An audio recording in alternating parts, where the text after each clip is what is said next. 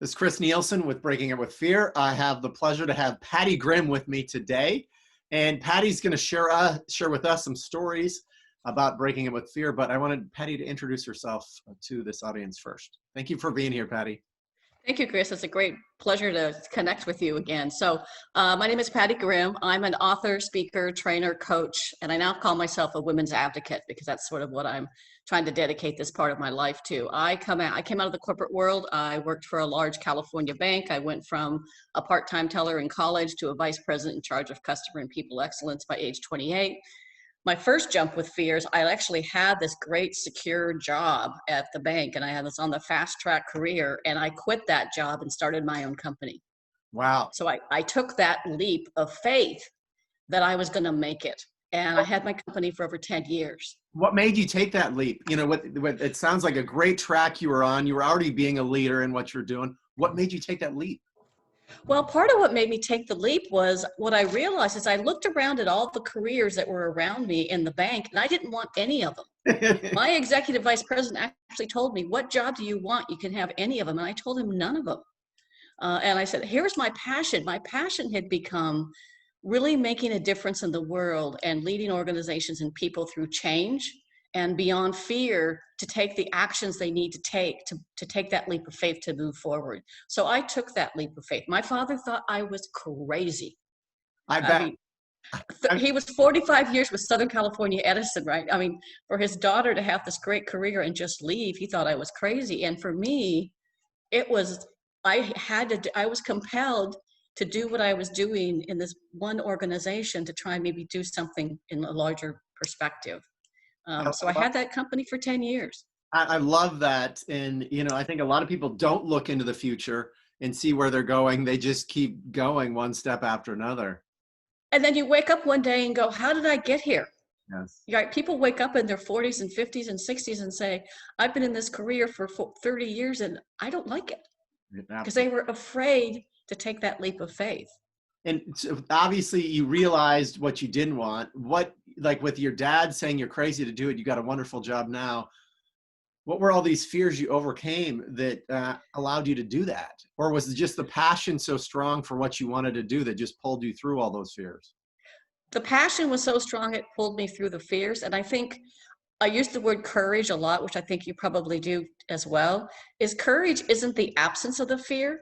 It's an acquired ability to work through fear. So I sort of had this leap of faith that I was going to be successful. And I had big clients, Mattel Toys and LA Times, and I was very successful. And I also let go of that company and then spent 15 years at Microsoft. What made you take that leap? Well, the interesting thing I found was I missed, I'll use a birthday analogy. For a lot of times we hear sports analogies, I'll use a labor analogy. Please. It's like raising a baby inside your body for 9 months and giving it away to somebody just when it gets to be perfect, right? So as a consultant, you go in and you do all this great work and then you leave and let somebody else take care of it. And I missed that part of the job. And I loved working at Microsoft. It was an amazing company. I was there for 15 years. I had 14 great years. My last year was a little bit challenging and I was overworked and stressed out and ended up taking a sabbatical to get my life back together and realized at that time I needed to leave Microsoft. So I left Microsoft and started my own company again, which is what I still do today. And so I took that leap because I mean, I love Microsoft too. I've actually done a number of trainings for Microsoft leaders, and it's working with them. I always learn something new. And it's incredible organization. It's an incredible place. We have people, we used to call them scary smart, right? So there were people that were just, and they were actually, some of them we called, even Bill Gates, we used to call a brain on a stick because he was all head. And before he had kids, no heart. But that's obviously changed drastically as he's gotten older and has kids and donates $250 million to help fight COVID. And all the things he and Melinda are doing are pretty great. But, you know, it's the, you know, leaving Microsoft, it was one of those things. We were actually in California for my father's funeral because he had dementia, and eventually after 8 years with dementia had passed away, which truly was a blessing. And we were down in Laguna Beach with my sister and her husband and the kids. And I was talking about leaving Microsoft, and my brother-in-law looked at me and said, if you're leaving Microsoft, why are you still living in Seattle? And I thought, you're right. So we went home, quit my job, packed up the house, moved to California, which I had lived in many times before, and packed up and moved everything down here, and we've been down here ever since. And so made that leap of faith again, knowing that I was going to be successful in my own business if I followed my passion, if I followed my dreams. Well, what made you know that you were going to be successful? Where did that knowing come from? Having faith in myself and knowing that I'll figure it out. You know, having a supportive partner, a supportive husband around me that said, let's just go for it every time. The other crazy leap of faith was when we moved to Singapore for 4 years. Wow. That is, it's great to have a supportive partner. I mean, that's incredible to do that, to have that. What were the fears, maybe the little fears you broke up with to get to do take these leaps for yourself? I had to really sit down and assess, what are my strengths? What are my weaknesses? And what am I doing to play to my strengths to make me happy? To know that I was making a difference, because my passion is to make a difference. And I now specialize my business with women leaders more than other organizations. About my passion, my vision is to make a difference and empower women and girls to be the best they could be in any career they choose. And for years, I was asked to write leadership books and all these kind of things. And I had all the research behind me. And I knew I was going to be successful because I had in the past, you know, and I would just figured I'll do it again. And I went through all the financial stuff of could we afford to do this? And the answer probably was no. But you did it anyway. We did it anyway. Yeah. We did it anyway. So I love the story you told before we started recording. You were interviewing all these leaders. So you decided to interview women leaders in all walks of life. So tell us some stories from that.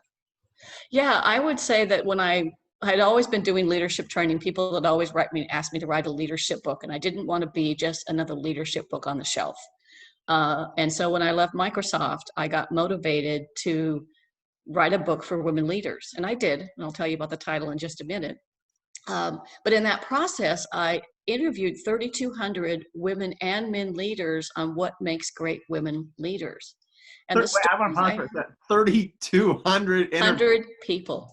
How long did it take to go for interviewing 3,200 people? It was so motivating. It was so empowering. It was so inspirational. It didn't feel like work, right? It probably took me total to do all the research and get the book out was about 3 years. Okay. But when I actually sat down to write the book, it took me about a couple of months, really, because I had all these Post-it notes and stories and things I collected. And, you know, the people that had gone through crazy things, like I was saying, my friend Deb, who was in the first class of women in West Point, and they just celebrated their anniversary. She and I are talking at noon today. Wow. The first class of women at West Point must have been a very unique experience. Wow. Well, she didn't have a glass ceiling. She had a concrete bunker. I bet. There were no restrooms for women. There were not any adequate sleeping arrangements. She talks about the whole story of how she had the faith to go do that. And, you know, so when I started to write the book, every time I interviewed somebody, the reason we got to 3,200 people is they'd say, well, here's 5 people you need to talk to. Mm-hmm. And I felt compelled, because people had referred me, that I had to go talk to those people. And it was amazing, the stories. So that became my book, which is called Quiet Women Never Change History. Be strong, stand up, stand out. Let's go kick some glass. It's kind of. I love the title, Quiet Women Never. I could probably go grab a copy of it in a minute and hold it up for you, but I'll put it in the link. I'll put it in the link too. Okay, great. And they can email me at pattiegrimm@live.com, pattiegrimm@live.com. So it's pattie. But it was so inspirational for people to interview these people and hear their stories and the things they'd been through.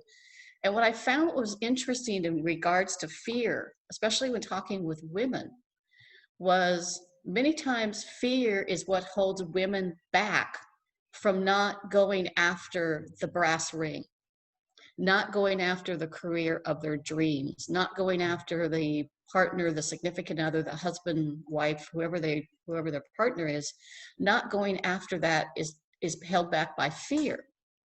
And for many women, that fear comes from a couple of factors. One is perfectionism.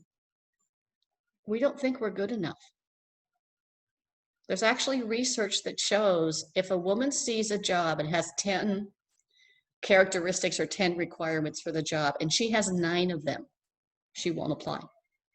And what's with a man? A man just needs 1? 2, maybe. And they go for the job and they get the damn job. Yeah. Sorry. Well, I know there's a lot of men too that have perfectionism issues too, but I believe you that there's more on that side. So yeah, that's interesting. So you could have 9 of the 10 qualifications go, oh, maybe I shouldn't apply for that. Yeah, in the old days they used to call it the Cinderella syndrome, right? You needed to be perfect like Cinderella. You need to be fit in that glass slipper. You must fit in that perfect dress and perfect glass slipper, and you must be perfect in every way. And even though we're raising girls today to be less perfectionists, it's still there. Yeah. I'm not a deep psychologist. I'm a lover and a reader and a research geek when it comes to neuroscience and anything around that stuff. But I haven't quite figured out why it is we still have a slightly different way we raise girls than boys, and that fear is part of it. And I'll give you a funny example. I've got a niece and nephew that both play soccer. Mm-hmm. So JT plays soccer. He falls down on the field. He's a goalie. He falls down, he gets scratched up, and everybody goes, come on, get up, you're okay. Tatum plays soccer, and she falls down. And the coach and all the parents run out and go, are you okay? Are you okay? So she's not experienced the fear of falling. How old is she? She's now 8. Okay. She's now 8, but even when she was 5 or 6. And the other thing is that the girls have to be perfect, right? They have the perfect little matching outfit. They have the perfect little bow in their hair. And they all, have to be perfect. And the little boys, they're lucky if they have 2 shoes on and brush their teeth that morning. Nobody seems to care. No, I normally in San Diego, I'm in northern Minnesota right now, but in San Diego, they've got some seriously good soccer teams that are women's soccer teams. And I watch them fall, and they don't say, oh, are you okay? They go, get up and go. Go. That's what we do. Let them experience, safe fear. Yeah. Let them experience safe falling, and then help them learn from it, right? So if you tried something and you failed, I learned this from my friend Deb Lewis from the Army. It's called an after action review. So when something goes, say you took a leap of faith and you failed, don't beat yourself up. Yeah, be upset, be angry, yell, scream, shout for a few minutes, but don't throw a pity party. Yeah. Eventually stop and ask yourself, what happened? Why did it happen? What did I learn from it? And what would I do differently next time to get a different result? Now, on the other side, if something goes well, the way you learn from fear, because courage isn't the absence of fear, it's the acquired ability to work through fear. So if something goes well, you took a risk, you took a leap of faith. We moved to Singapore not knowing if we'd even like it. My husband didn't have a passport. He'd never been to Singapore until we went for the house hunting visit, and I'd already accepted the job. Wow. From Microsoft. I'd been to Singapore twice, and I moved to a foreign country halfway around the world, not knowing exactly what I was going to be doing. Right. So if something goes well, like in that experience, same questions. What happened? Why did it happen? What did I learn from it? Which is I'm capable of doing anything I put my mind to, which my daddy always told me. And what would I do again to create the same result? Mm-hmm. So that you fall forward or you fail forward in a way, and that you learn from it. And that's how I think you can start to build up that courage muscle to overcome that fear. We're all fearful. I bet every time you walk on stage to do a keynote or a presentation or the first day of a leadership workshop or the first start of a webinar, you've got that fear a little bit inside you. So how do you overcome that? I've worked a lot to overcome it, but that particular fear, I don't have as much anymore. Now, because actually, one of my friends said this, it was brilliant for me. Fear and excitement, they actually seem very similar. Yes. And I don't label it fear anymore. It's excitement. And actually, I have greater fear today, and I've sweat a lot as a kid. So I actually I'd sweat a lot when I speak. So I was afraid you'd see the real me and I was defective and you'd reject me. So I had a lot of fears around speaking, but now I love it. And I don't think fear, a lot of fears you can drop, but fear is out there, and courage is one of the most amazing things humans can get into, is courage to do something they haven't done before, take a Yeah. risk. But I Yeah. don't have as much fear around speaking anymore. And people, especially, if you say, I'm so excited, and that, that I agree 100% that the fear and excitement can feel like the same thing. And I'm sure if you looked at somebody in an MRI, or we're doing some of the neuroscience research that's so popular right now, you would find that the brain waves and things that people are feeling, the heart palpitations, the things that you have going on, are very similar between fear and excitement. I bet they are too. I mean, I look at the brain when on fear, unfortunately, one of the negative aspects of fear in the brain is it takes the blood from here into the primitive part of the brain, and your vision as a speaker goes from here down to, I can't see anyone. What am I saying even? You can't even remember what you did. So I've experienced that. It goes to and we all have, but then how do you bring it back up front where you can be proactive versus reactive? I have some weird quirks, right? So one of my weird quirks is I love to look up what words mean. Like, where did the words come from? I love your quirk. So tell me an interesting word. Yeah. Well, and one of the things I always wondered about, and I happen to have some in the refrigerator, we're going to have them for dinner tonight, is an artichoke. Okay. Who in the world, thousands of years ago, thought that ugly thistly bush with that ugly vegetable was going to be good to eat, that you'd boil it for an hour and dip it in butter or mayonnaise? Now, who in the heck thought of that, right? I think some desperate individual was starving and they go, let's just jump this in water. Let's just eat this thing. Well, one of the things, the first one that really bothered me was the word subordinate, right? Oh. And so I thought about it and I thought, okay, so ordinate, the origination of the word ordinate, it's ordinary. And sub is below. So now when you call your people subordinate, you call them below ordinary. Oh, I've never looked that up. Wow. Another weird one, manager versus leader. We always do this manager-leader distinction. The word manage comes from hands. So visually, you can picture managers are hands-on. Yeah. The word lead comes from the word led, which is to determine the course of a ship, which is the visionary at the front of the ship, while the people behind are the ones helping sail the ship. Mm-hmm. But from a react versus proactive perspective, when we react out of fear, and we're at that back part of our brain, we're not thinking clearly. No. And actually, if you look at the word reaction, right, you can look at the chemical experience of it, if it causes some sort of a explosion or reaction. Well, in people, when we react, we're acting without thinking, which means we've just engaged our brain without our mouth. And how often does that turn out good? You've got that, you say something and you thought it was a thought bubble, but it's out there. It is out there. Yeah. You say something out of fear, and then you go, do you say, I'm sorry? Do you hope they didn't hear it? Right. I asked this question in a leadership training I did, and the question was simply, do you have to get mad if someone cuts you off? And just asking that question, because they go, I get mad every time. And go, oh my gosh, I do not have to get mad if someone cuts me off. That is a reaction. I can choose a different action. My husband needs to hear this, because if he gets cut off, he goes off the rails. Look, it's just a programmed reaction. And some people don't even think about it. It's like you're the way you were looking at things when you shared earlier. We don't often look ahead to see, like you looked ahead and see what job you wanted to do, and you go, no, there's none of those jobs I want to do. Versus going, oh, this is what I do every day. This is what I do. And then you look back and go, how did I get here? How did I get here? Yeah. Yeah. So I think fear is the thing that keeps not just women. I agree. I think it keeps men sometimes back from living their best lives. I think there's not many people that aren't pulled down by fear significantly. I look at some of the top leaders in the world, and you can see the fear in them. I mean, I know what to look for in terms of fear, in terms of, if you're covering things up, if you're needing to be right, if you're asking everyone around you to tell you you're right, you're in deep fear. And many of these leaders are in deep fear. Oh, yeah. Yeah. We're not going to talk politics at No, all. definitely not. Definitely not.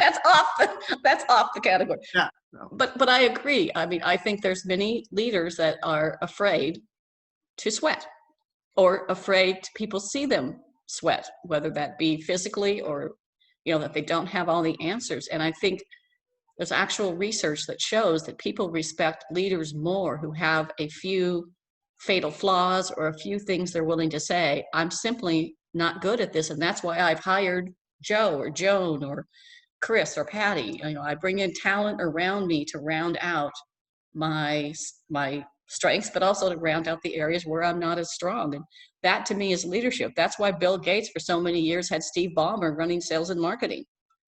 Bill Gates running sales and marketing would have been a disaster. Yeah. Right? Absolutely. And you said that so well, that we have strengths, and I believe we all wear these masks and armor most of the time. But when you take it off and let people get a glimpse, oh my gosh, they're human. Pattie is a real human being, and she shared that, and that allows connection. You can't connect much to masks and armor. No.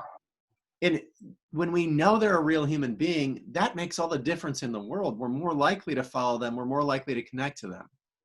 And I always love the question, and I use this in some of my sessions, what would you do if you weren't afraid? What job would you take? What passions would you pursue? Would you decide you want to go live in a foreign country? Would you decide you want to take up writing, gardening, skydiving? What would you do if you weren't afraid?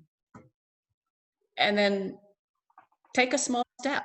You don't have to take the leap off the cliff. I love that question as well. What would you do if you weren't afraid? It can open up incredible possibilities for people. And I think one of the reasons, I think you hit on it when you were talking about leaders, I think, and that's why leaders and organizations need people like you and sometimes people like me that will tell them the truth. They'll tell the emperor they have no clothes on, because everybody around them is saying, yes, that's the right way to go. And I'm sure you've heard about the John Kennedy and the Bay of Pigs and the whole situation that happened back then. And what led up to that in some cases in the research that I saw, that basically said when Kennedy went around to everybody in the room and said, do you think we should do this? We could invade Cuba. They all said, yes, Mr. President, yes, Mr. President, yes, Mr. President, yes, Mr. President.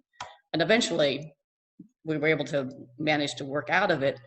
But he actually, after that, put in place on his cabinet, and I encourage leaders to do this as well, put in place a devil's advocate, that when they're going to make a really, really critical business decision, that it's somebody's job to argue against it with facts and data, or just argue against it long enough to make sure that this is the right decision. And then ask themselves, is this decision in alignment with our vision, with our values? Is it good for the customers, employees, and the company? And try and come up with as many yeses as they can before they make that critical business decision. But to have somebody that's willing to say, you got no clothes on, Emperor. I love that. And I think every leader could benefit from installing that practice, having the devil's advocate or someone who's willing to pull up all the negative and discuss it. Yeah. And I think it's so powerful. And you reminded me of a story from the one CEO group I was working with. He said, everyone finds me funny. I'm the CEO. When I tell a joke, they laugh, but at least he knew that. A lot of CEOs think they're really funny. Yeah. And I was lucky at a couple points in times in my life when I was still working, in the bank, or I was still working for Microsoft, that I had leaders that would come to me and say, can you come watch my next all hands meeting and tell me what you think afterwards? Or can you come, those kind of situations and analyze situations. And there was one case where a young guy was probably in his early to mid 30s, executive vice president, up and comer, brilliant young man. He'd never been to any leadership training in his life. Mm-hmm. MBA, brilliant man. But he had a habit of saying things kind of off the cuff. And unfortunately, when you say things off the cuff, it can create fear in organizations when you make jokes or things that aren't appropriate. And he stood in front of a group of people and said, this isn't rocket science. This isn't, any child could do this.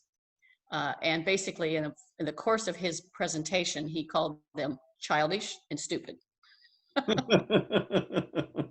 Look, sometimes we just don't know what we're saying, and Yeah, yeah. Yeah, and all of us. sometimes you say something in a joke and it creates fear in the organizations, and today it goes like wildfire, right? With social media and emails. And did you hear that Chris said there might be a layoff?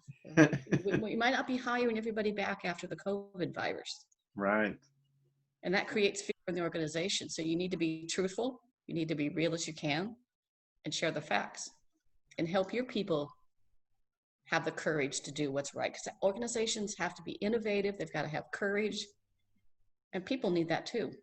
And I love when you say innovative. And so I teach a lot of innovative leadership skills and team skills because I have an improv background, which basically creates infinite innovation, on the spot, a recipe for that. And what I get is that to be innovative, you need people to be able to be vulnerable. You need people to be able to take a risk. And if you created a place where your people don't feel completely safe to say what they want, you're not going to have a very innovative environment at all. No. And actually I experienced that at one point in time at Microsoft, where we had a leader for a period of time, not Gates or Ballmer, but we had a leader for a period of time that created such fear in the organization because he would walk into a sales organization and fire somebody on the spot because they lost a deal to Google. And that created such fear in the organization that people didn't even want him coming to their country, their subsidiary, their offices, because they were so afraid of what was going to happen. Wow. He's no longer there. That's a powerful story. Any specific stories around that you could share? But I love that just general, that's a great story, is that, people don't even want you to show up because they don't want you to put a damper on the energy that you have there. Yeah, they put a damper on the innovation because you're afraid to innovate, because if you step outside the box, you go outside the lines of the coloring book, somebody's going to cut your fingers off, or you're going to get ridiculed in public, or, you'll be on a career track and it'll all of a sudden go boink. And so leaders will need to do a lot to create, as you say, a safe environment for innovation to thrive. It's okay to experiment. There's tons of examples. Federal Express, Coca-Cola, the guy that failed with Coca-Cola, the Coca-Cola, whatever classic it was, was promoted, or the Federal Express guy that, couldn't get the packages out of the box. So he unscrewed the box from the ground and put it in his truck so he could make the delivery. So taking those risks to do what's right for the customer and do what's right for the company is critical to success today. And you can't innovate and have people that have courage if your environment is riddled with fear. That's right. And you're so right. Yeah. Thank you for sharing that. Any other stories you would like to share on breaking up with fear that, come up for you that might be valuable? I love your research with women leaders. What's another big fear that women leaders have that they're facing out there that you found a way to help them break up with that particular fear? I think initially there, and it still exists today. In fact, I was interviewing a senior woman legislator, one time after a presentation we had both done, and I was interviewing her for my radio show, which I had a radio show when I lived in Orange County, California, called Women Kicking Glass, and I gave that up when I moved out to Palm Springs. I love the title, though. I love the title. Yeah, all my things are women kicking glass. If I knew we were going to be recording today, I would have been dressed in red, right? Because I'm always in red when I'm presenting. Yeah. But I was interviewing her for the radio show, and she said something to me that just blew my mind. She said, when you're a woman in your 20s and 30s, it's really easy to help other women succeed. But as you go up the ladder, there are fewer and fewer jobs for women. Yeah. Therefore, you more want to protect and be fearful that if I help lift another woman up, she's going to take that job. Or instead of having, 2 jobs for women, there's only one. Mm-hmm. And so I need to protect myself, that fear of protecting yourself and not helping other women succeed. So I think the other biggest thing that's preventing women from really getting where they want to go, and I could scare you with some facts like, women will not achieve pay equality at the current pace until 2228. Wow. Women still make 70 cents on a dollar compared to men. There's a whole bunch of facts I could scare you with. But if we don't break through that glass ceiling, if we don't help other women lift all women up, regardless of if we're competing for a job or not, that fear of not being able to get that job you want because another woman might be there causes women sometimes to put other women down, to not support them. One way women can help is if you're in a meeting, and you've probably been in these meetings before, and there's a whole men and women diverse group in this meeting, and the woman brings up an idea that doesn't get heard, and the man across the room brings up a similar idea, the same idea, and he gets credit for it. If you're a woman sitting in that room and that woman makes that comment, you need to stop and say, wait a minute, Sally said something I think we need to all stop and listen to. That's getting beyond your fear of being able to support other women so we can crash through that, kick that damn glass ceiling once and for all. That will help us elevate all women and all girls because we owe it to the women in the next generations to leave this world a better place. I love that you said that. I mean, you gave me an insight that I hadn't seen before. I didn't, it's some people when they raise up the ladder get more and more conservative actually. And I see that. And now you gave a clear example of why. Why not help people up when there's many positions to come up with, but you see, oh, there's only one and I want it and they could potentially compete with me.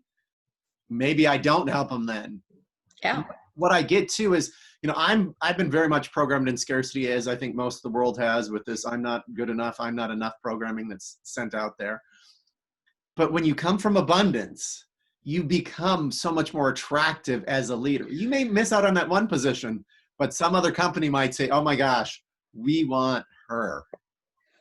And here's what I learned in our business, in consulting, leadership, development, and training, right? We could all run around and say, I'm not going to share my expertise or my knowledge, or I'm not going to recommend Chris for a particular, speaking engagement or something because of that scarcity mentality.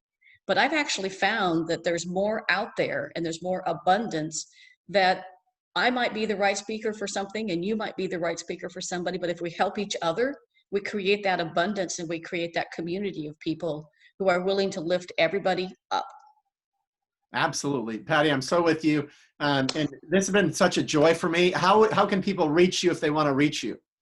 Yeah, so they can reach me. My easiest way is my personal email. Believe it or not, I use my personal email instead of my company email. And I'll say it first and then I'll spell it because my name's a little bit different. It's Pattie Grimm @live.com. And so it's PATTIEGRIMM @live.com.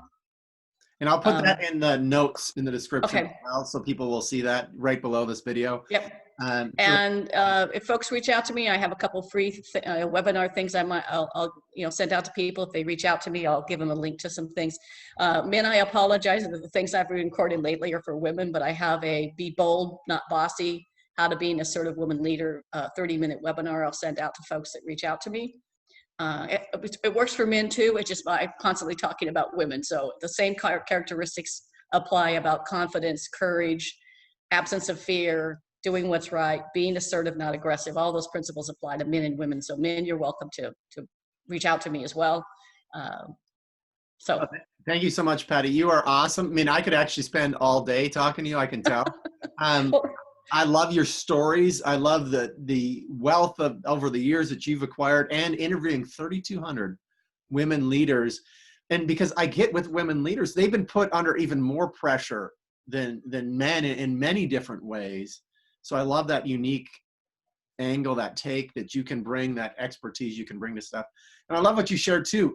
Get a devil's advocate in your room that points out, don't surround yourself with yes people. That's a kiss of death, and you might as well close the company doors eventually. Thank you so much for sharing this wonderful information. Is there anything you wanted to part with there? Well, I was just going to say what was funny is this is totally spontaneous. This started out as you and I having a conversation. I didn't know we were recording today. Otherwise, I would have been dressed in my red. I would have been in my office, not in my dining room. Well, we're going to have to do this. I'm going to have another recording with you if you're open to it. Absolutely. When you're dressed in red, right in your office, because I know you've got a wealth of information, and I can tell someone who can really help a corporation, an organization. So please reach out to Pattie if you have any questions on helping women leaders or leadership in general. She's in this brief period, she's given me a lot of different ways to look at what I work with as well. So again, thank you so much, Patty, for being here. Loved having you on this show. Thanks, and I learned a ton from you too. Have a super day. Thank you. Bye-bye.